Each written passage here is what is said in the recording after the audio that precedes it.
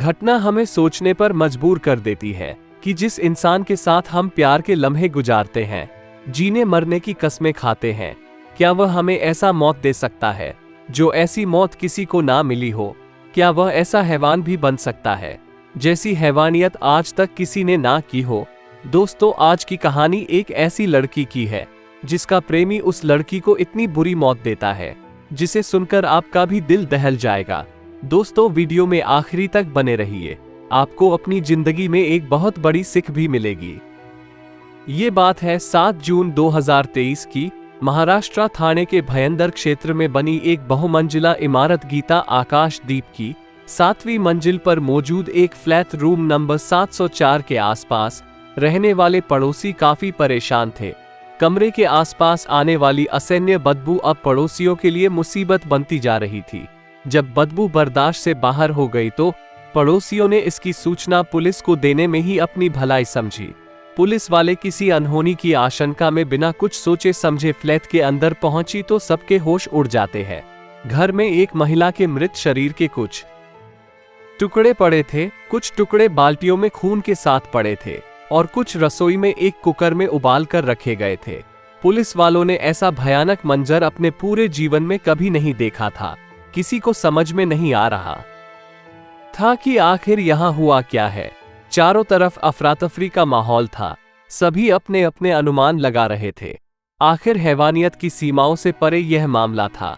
दरिंदगी का ऐसा घिनौना खेल खेलने वाला ऐसा इंसान कौन था? आखिर उसका मकसद क्या था?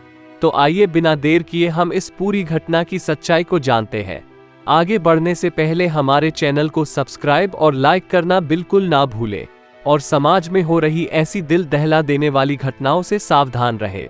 आइए आपको बताते हैं क्या थी यह घटना और इसकी कहानी क्या है। आज के जमाने में लिव इन रिलेशनशिप आजकल के दौर में काफी आम बात है। इस कहानी के मुख्य पात्र दो लोग हैं, एक 36 वर्षीय महिला सरस्वती वैद और उसके लिव इन पार्टनर 56 वर्षीय मनोज साने। सरस्वती वैद ने अपना बचपन अपने 3 बहनों के साथ अहमदनगर के एक अनाथ आश्रम में गुजारा था और वह अपनी बहनों के साथ अनाथ आश्रम में ही पली बड़ी थी।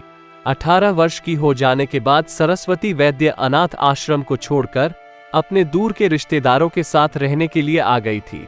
सरस्वती वैद्य अपने एसएससी के परीक्षाओं में असफल होने के बाद अपनी पढ़ाई छोड़ दी थी। मनोज साने एक पढ़ा लिखा आदमी था। अनाथ होते हुए भी उसने औद्योगिक प्रशिक्षण लिया हुआ था, लेकिन ट्रेड टेक्नीशियन होते हुए भी उसे कोई अच्छी नौकरी नहीं मिली। वह अपने आसपास में एक राशन की दुकान पर काम करता था। परिवार के नाम पर उसके पास कोई भी नहीं था। उसके चाचा मधुकर साने और कुछ चचेरे भाई बहन ठाणे में रहते थे, पर उनका मनोज से कोई लेना देना नहीं था। घटना के 15 साल पहले बोरीवली के बावही नाका में राशन की दुकान पर मनोज साने और सरस्वती वैद की पहली मुलाकात हुई थी। मनोज साने यहाँ पर काम करता था। बातों ही बातों में जब सरस्वती को पता चला कि उसकी तरह ही मनोज भी अहमदनगर से ही है, तो दोनों की जान पहचान हो जाती है और दोनों जल्द ही दोस्त बन जाते हैं। और बाद में ये जानने के बाद कि दोनों अनाथ हैं, तो दोनों के दिल में एक दूसरे के लिए जगह भी बन जाती है। इसी बीच मनोज ने आर्थिक तंगी से परेशान होने के कारण सरस्वती को एक दुकान में सेल्स गर्ल की जॉब दिलवा देता है। क्योंकि मनोज हर मुश्किल में सरस्वती के साथ खड़ा रहता, इसलिए सरस्वती को भी मनोज का साथ अच्छा लगने लगा। हर छोटी बड़ी समस्या के लिए उसे मनोज का सहारा लेना पड़ता और मनोज भी बेझिझक होकर सरस्वती का साथ देता था। आखिरकार सरस्वती वैद ने अपने और मनोज साने की उम्र में 20 साल का बड़ा अंतर होने के बावजूद भी मनोज के साथ अपना पूरा जीवन बिताने का फैसला कर लेती है और दोनों मीरा रोड में स्थित एक जगह पर रहने के लिए चले जाते हैं और गीता नगर में किराए की मकान में रहने लगते हैं। ये दोनों अपने आसपास में रहने वाले पड़ोसियों से ज्यादा वास्ता नहीं रखते थे और ना ही कहीं ज्यादा आते जाते थे, लेकिन जिस तरह से वह एक दूसरे के साथ बातचीत करते थे, उससे पड़ोसियों का यही मानना था कि ये दोनों पति पत्नी हैं। घटना के दिन यानी 7 जून को जब पुलिस फ्लैट में पहुंची और फ्लैट का दरवाजा खटखटाया तो मनोज ने दरवाजा खोला। उसने पुलिस को देखकर भागने की कोशिश की, लेकिन वह भागने में कामयाब ना हो सका और वहां पर मौजूद लोगों की मदद से पुलिस ने उसे हिरासत में ले लिया। सरस्वती की हत्या के बारे में जानने के बाद पुलिस ने मनोज साने को जब हिरासत में लिया तो उसके चेहरे पर किसी तरह का डर, भय या पछतावे का बिल्कुल भी कोई संकेत नहीं दिखाई दे रहा था। 56 साल का मनोज साने के खुद दिए गए बयान के अनुसार उसने पुलिस को बताया कि मैं मनोज साने इस फ्लैट में पिछले काफी सालों से रह रहा था, सब कुछ ठीक चल रहा था। सरस्वती अपनी 10वीं कक्षा की एसएससी की परीक्षा में शामिल होने की योजना बना रही थी और अक्सर उसे मैं गणित पढ़ाया करता था। पुलिस वालों को फ्लैट से एक बोर्ड भी मिला था जिस पर थोड़े बहुत गणित के सवाल भी लिखे हुए थे। उसने बताया कि सरस्वती वैद्य उसके लिए एक बेटी की तरह थी और उसने सरस्वती को नहीं मारा है। मनोज ने अपने अगले बयान में बोलता है कि सरस्वती वैद्य ने कीटनाशक दवाई खाकर अपनी जान दी है। उसने कहा कि 4 जून को जब मैं घर वापस आया तो वो जमीन पर पड़ी हुई थी और उसके मुंह से कुछ झाग निकल रहा था। मैंने देखा तो उसकी सांस नहीं चल रही थी, वह मर चुकी थी। जिसके बाद पुलिस की गिरफ्त में आने के डर के कारण मैंने सरस्वती के मृत शव को ठिकाने लगाने की सोची, इसलिए मैंने सरस्वती के शरीर के टुकड़े टुकड़े कर दिए। सरस्वती की हत्या के बारे में जानने के बाद मुंबई में रहने वाली सरस्वती वैद्य की तीनों बहनों ने पुलिस से संपर्क किया और अपना बयान देते हुए पुलिस से कहा कि मनोज और सरस्वती पति पत्नी थे। करीब 8 साल पहले उनकी बहन सरस्वती ने मनोज से एक मंदिर में शादी की थी और वे बहुत शांति के साथ हंसी खुशी अपनी जीवन गुजार रहे थे, लेकिन उम्र में काफी अंतर होने के कारण उन्होंने शादी के बारे में किसी से खुलासा नहीं किया था। इन दोनों की उम्र में 20 साल से भी ज्यादा का अंतर था और इतना अंतर होने के कारण सरस्वती अक्सर मनोज का परिचय हर किसी को अपने मामा के रूप में करवाती थी। बहनों के दिए इस बयान के मुताबिक पुलिस ने मनोज से फिर कड़ाई और शक्ति से पूछताछ की। उसने शादी की बात मानते हुए कहा कि सरस्वती स्वभाव से बहुत ज्यादा शक करने वाली लड़की थी और उसे लगता था कि मनोज उसके साथ बेवफाई कर रहा है। सरस्वती के इसी शक के चलते दोनों के बीच आपस में अक्सर लड़ाई झगड़ा होता रहता था। घटना के दिन भी दोनों में ऐसा ही झगड़ा हुआ था, लेकिन उस दिन मनोज अपने काबू से बाहर हो गया और घर से बाहर चला गया, जिसके चलते सरस्वती ने गुस्से में आकर कीटनाशक की दवाई पीकर आत्महत्या कर ली। क्योंकि जिस समय ये घटना घटा मनोज उस समय घर में नहीं था, वह घर से बाहर चला गया था। जब वह घर लौट कर आया तो सरस्वती को मरा हुआ देखकर बुरी तरीके से घबरा गया। उसे लगने लगा कि सरस्वती वैद्य की हत्या के आरोप में उसे पकड़ लिया जाएगा, इसलिए उसने मृत शव को छुपाने की कोशिश में लकड़ी काटने वाली मशीन से सरस्वती वैद्य के मृत शरीर के कई टुकड़े कर दिए। हिरासत में लिए जाने के बाद कोर्ट में मनोज के वकीलों ने यह दावा किया कि वह एक मानसिक मरीज है और उसे इस कारण छोड़ दिया जाए ताकि वह अपना इलाज करवा सके। माननीय जज ने तब पुलिस को आदेश दिया कि मनोज का साइकोमेट्रिक टेस्ट करवाया जाए। चाहे कुछ भी हो जाए, झूठ और अपराध कभी नहीं छुपता और टेस्ट की रिपोर्ट से भी यह सच्चाई सामने आ गई।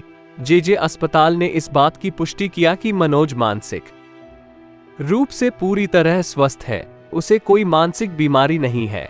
इस बीच पुलिस को मनोज के फ्लैट से काफी अजीब सी चीज भी मिली, जैसे एक हथौड़ा, एक टाइल कटर मशीन, मांस के साथ एक प्रेशर कुकर, मांस के पके हुए टुकड़ों के साथ 2 प्लास्टिक की बाल्टी, मांस के टुकड़ों के साथ एक प्लास्टिक टब और भुने हुए मांस के टुकड़ों के साथ एक पीतल का भगोना, मांस के टुकड़ों के साथ 2 स्टील के चम्मच और किचन स्लैब पर रखे सरस्वती के बाल और बदबू से बचाव के लिए इस्तेमाल खुशबूदार तेल की शीशियां। ये सभी चीजें मिलने से एक बहुत बड़ा सबूत बन गई। दरअसल आसपास पूछताछ करने के बाद जब पुलिस वाले एक दुकान कार्तिका एंटरप्राइजेस तक पहुंची तो दुकान के मालिक ने बताया कि कुछ दिन पहले मनोज लकड़ी काटने वाली मशीन की मरम्मत करवाने यहां पर आया था और जब उस दुकान वाले ने पूछा कि वह इससे क्या काम लेता है तो उसने कोई भी जवाब ठीक से नहीं दिया। अब पुलिस के हाथ में पुख्ता सबूत लग चुका था। उन्होंने अपने तरीके से मनोज को रिमांड पर लिया और आखिरकार उसने असली सच उगल ही दिया, जिसे सुनकर सभी के होश उड़ गए। उसने खुलासा किया कि दरअसल शक्की स्वभाव की सरस्वती नहीं बल्कि मनोज खुद था। उसे लगता था कि सरस्वती के और आदमियों के साथ नाजायज रिश्ते हैं और यही शक सरस्वती को मारने की सबसे बड़ी वजह बना। उम्र में वह सरस्वती से 20 साल से भी काफी बड़ा था और इसी इनसिक्योरिटी के चक्कर में उसने गुस्से और जलन में आकर सरस्वती को मौत के घाट उतारने की प्लानिंग की। मनोज ने बड़े ही सातिराना ढंग से हत्या को अंजाम देने की योजना बनाई थी। जब पुलिस द्वारा उसकी फोन में गूगल की हिस्ट्री सर्च की जांच की गई तो पुलिस वालों को पता चला कि उसने हत्या से पहले यानी 28 और 29 मई को गूगल में सर्च किया था कि इंसान की लाश को कैसे गलाते हैं और इंसान के लाश को गलाने में कितना समय लगता है, और उसने ये भी सर्च किया था कि इंसान के शव को टुकड़ों में कैसे काटा जा सकता है और उन्हें कैसे ठिकाने लगा सकते हैं। फिर टाइल कटिंग मशीन और 4000 की 200 वोल्ट वाली इलेक्ट्रिक चेन खरीदी और फिर किया कीटनाशक दवाई का इंतजाम। यहाँ तक कि शव की सड़न को रोकने के लिए वह खुशबूदार नीलगिरी तेल की 5 बोतलें भी खरीद लाया। घटना के दिन उसका उसी मुद्दे पर काफी झगड़ा हुआ और झगड़े के बाद उसने खुद ही सरस्वती को वही कीटनाशक दवाई को छाछ में मिलाकर सरस्वती को पिला दिया और उसे तड़पता छोड़कर मनोज उसकी मौत का इंतजार करने के लिए घर से बाहर चला गया। कुछ देर बाद जब वह वापस आया तो सरस्वती के मुंह से झाग निकल रहा था और वह अपनी दम तोड़ चुकी थी। उसने सरस्वती की धड़कनों तथा सांसों को चेक किया और फिर दरिंदगी की सारी हदें पार करते हुए उसने सरस्वती की बॉडी को इलेक्ट्रिक आरी से 20-25 टुकड़ों में काट दिया। चारों तरफ फैलते खून को देखकर उसने सरस्वती के शरीर के उन खून भरे टुकड़ों को बाल्टी में डाल दिया ताकि खून बाल्टी में ही रहे, पर शायद उसकी दरिंदगी इतने पर शांत नहीं हुई। उसने कुछ टुकड़ों को कुकर में उबाला और कुछ को गैस पर रोस्ट भी किया और बाद में इन सभी टुकड़ों को कुत्तों को खिला दिया।